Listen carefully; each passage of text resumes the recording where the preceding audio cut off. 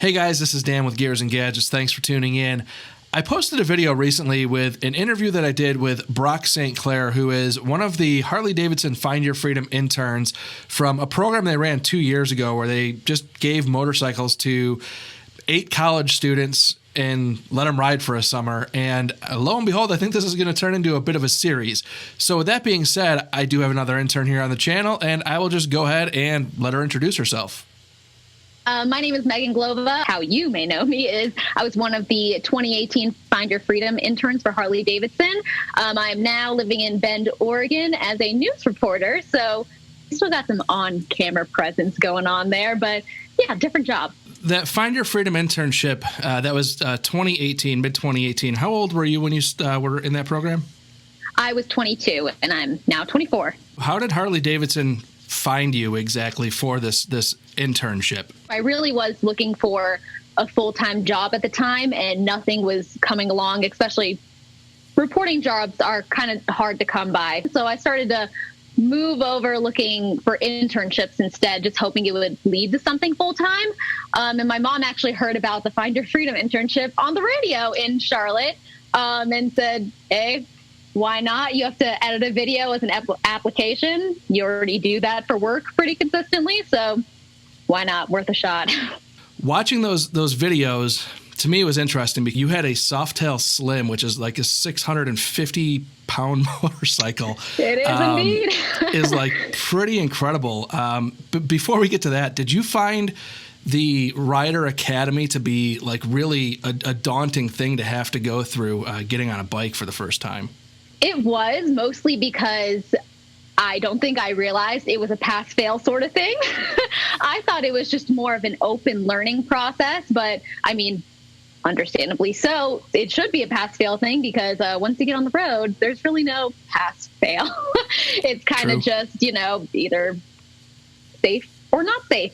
So I worked with Tobacco Road Harley-Davidson in Raleigh, North Carolina, and they were just awesome. So they brought in one of the stationary bikes for me and kind of let me turn it on, kind of get the feeling of what the engine even feels like. So that was definitely helpful before going into the class. But yeah, it was a lot tougher than I thought it would be, but at the same time, I still passed. With that being said, I don't want to jump into another question that maybe you were going to ask me, but it kind of leads into the fact that even when I was trying to decide what bike I wanted, a lot of the Sportsters and street bikes were really appealing to me, but I didn't feel comfortable knowing that I was going to be on the highway. And some people might be able to handle that. I just didn't feel as secure with not as much bike around me. Even though some of those bikes did feel better for my size, I'm only 5'3". So, they were a little more suited for my height. The Slim kind of matched size, and it also matched my ability to touch the ground. Right. So I was just really set on getting that Softtail Slim. But I remember when I was about to sign for the bike, Harley called the dealership manager, and they said, we don't want her to get the Slim. And really? I was heartbroken, mostly because the dealership was giving them constant updates about how I was doing. They were nice enough to take me on test rides after I passed Riding Academy the first time. And I just had a lot of trouble on a Deluxe, which to this day, I still don't think I could handle a Deluxe as well as I could a Slim. And so that kind of concerned them that I wasn't able to handle something in the Softtail family. So I negotiated and I said, if I take Riding Academy again, even though I passed, I already got my license and everything, can I get the Softtail Slim? Another part of the deal is, okay, even once you pass the second time, we want the dealership to actually watch you on a Softtail Slim, specifically the closest thing they can get you on to the one you want. And if they say that you're fine, they tell us you're fine, then all good. That's very interesting. So, yeah. And it's a lot of bike, definitely for your first bike, but to have that input about, logging miles and being on the highway and having, kind of the security of being on a bigger bike, is pretty cool. And you logged some serious miles. There was was it 900 miles from New York to Milwaukee? And then you also rode from Sturgis to Milwaukee. That's like ambitious riding. Well, it was it was all over the place, but I think I did a total of about just shy of 8,000 miles the entire summer. Wow. Which I thought was pretty good considering I was being really down on myself because I started what I considered a lot later, maybe 2-3 weeks after, say, Brock or Tessa got on the road initially, just because I had to take Riding Academy for that second time before I got the bike I wanted. So, yeah, I mean, about 8,000. My first ride on the highway was from North Carolina to New York. So that was a smidge terrifying. But, I knew that if I didn't just get on, I would be stuck in the South the entire summer, which kind of seemed like a waste if you're going to be given this opportunity. So, yeah, definitely packed on the miles, and I wish I could do it again. That's really cool. Do you still have the bike? Technically. So the bike is still in my ownership, but like I said, I only moved to Oregon a year ago. The bike's in North Carolina. I wanted to feel out what my life was going to be like here. I mean, even little things down to, will my apartment complex let me park it here because I already have a car.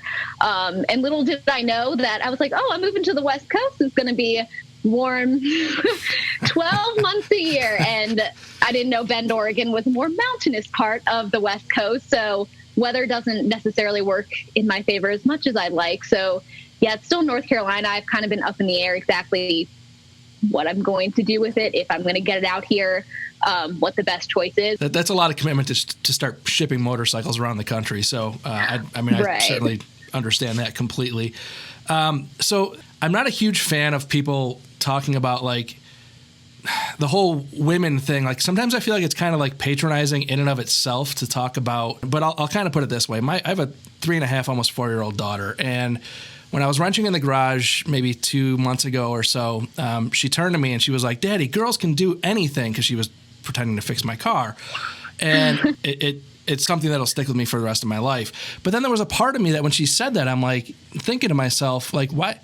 At 3.5 years old, how does she already feel like she needs to say that, like in a weird way? Right. I don't know if that makes any sense. So with that being said, I'm not trying to get like, how was Harley not connecting with the female audience? But I was looking at my analytics on my channel, and it's like 7.9% of all of my views are female. And then if I isolate just my Harley-Davidson content, it's 0.9%. So it drops. Wow. Yeah, significantly. So when I look at this, I see like a missed opportunity, because here you are, 22 years old, jumping on a Softtail Slim, a 670-pound motorcycle, and riding from North Carolina, 8,000 miles in 3 months. Do you feel like that is something that Harley-Davidson could theoretically tap into, female riders at that age range and really start selling bikes if they were to push it a little bit more?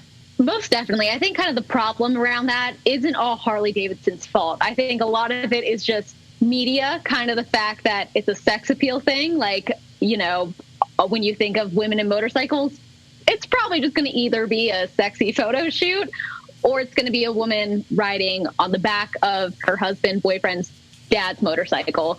And I mean, I definitely had a fair share I came across of, "Is that your dad's bike?" And then also another fair share of surprise, like, "Oh wow, like, good for you," which again would be nice if we didn't encounter that all that often, but it's kind of the reality.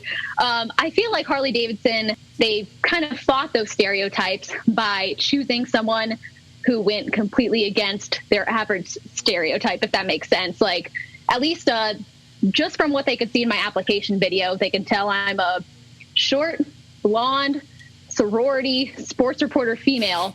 Typical Harley owner. Yeah, typical Harley owner. And that just goes against everything that automatically comes to mind when you think of a rider. At least, even, I mean, if I'm being honest, in my opinion, before I started this internship. But now I've met so many other women that do the same thing, and that's not really clouding my mind anymore. But yeah, I would still like to see some of those more firsthand stories like I had, about going through Riding Academy, about, being scared even to get on the road by yourself for the first time, Because I know, at least for me, that was outside of just riding a motorcycle. Traveling by myself was rather nerve-wracking. There's all these little things and fears that come along with being a rider, and then there's some extra fears that come along with being a female rider. And I think we just need to address those rather than just showcasing the either sexy side of motorcycling or just the super adventurous side as well.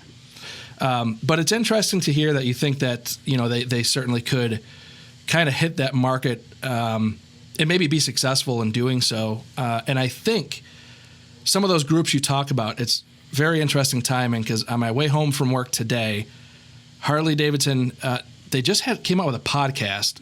I was going to mess her name up, so I had to write it down here. Ashmore Ellis, who co-founded Babes Ride Out. And I saw this, and I knew nothing about, literally up till today, knew nothing about him. And I kind of I saw this and rolled my eyes, because I'm like, it's literally going to be skimpy dressed girls that are getting clicks and views on Instagram because they're center folded out on their Harley-Davidson. And then I went over to their Instagram page before I even watched or listened to any of that. And you go over there and it's literally just exactly what you would just think normal women on motorcycles. It's the whole thing is based around just women riding bikes. At that point I was like, well, now I'm interested to hear what the interview was. And it's all about getting women riding motorcycles. And I thought it was just really kind of wild, and kind of wondered, did you get into any of those groups, or did you experience any of that from your experience? I definitely didn't have the chance or enough time, at least, to go to any rallies like that. I feel like most of those rallies are a couple days long. At least none that I knew of were at least at a good time in the summer that I could squeeze it in, because we were scheduled to be at certain events, different times throughout the summer. So that kind of altered where you could be. But yeah, I think that's fantastic.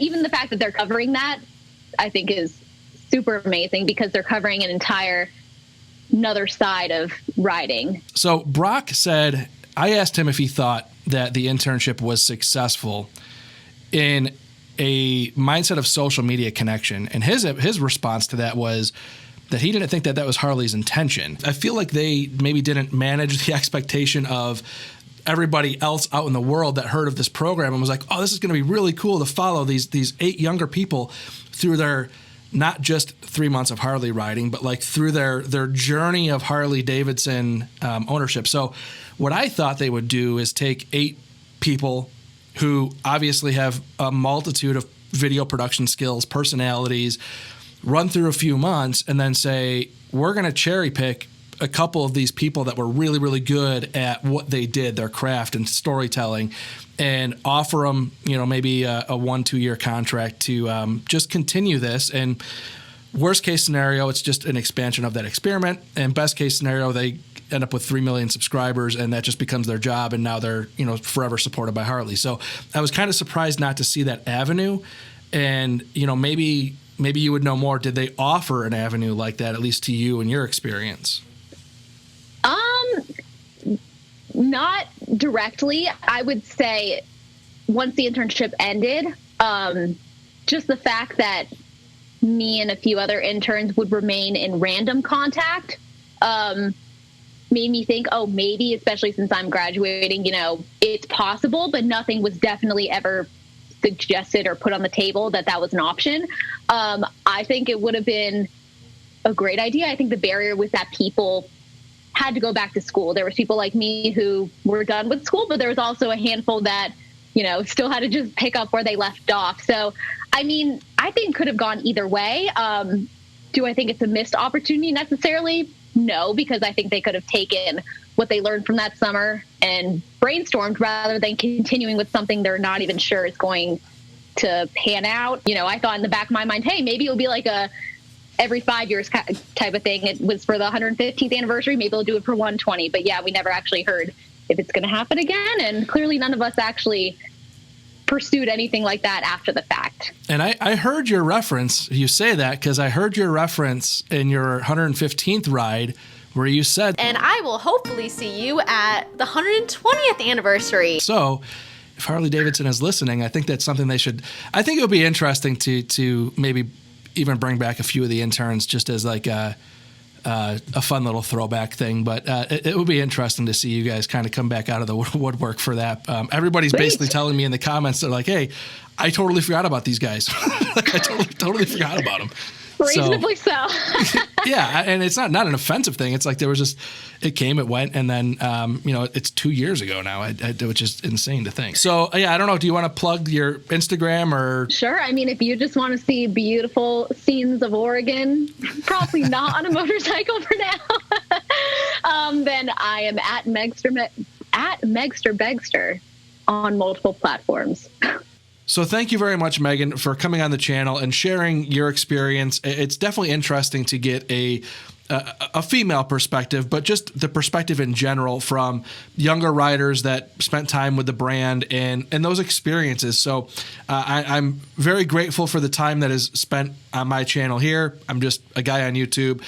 So I have a lot of respect for people giving me that time, and I really genuinely appreciate it. I really hope you guys enjoyed this video, and there will be more to come. So as always, if this is your first time tuning in, please hit that subscribe button down below. Remember, likes go a long way to help support the channel, and I will see you guys next time.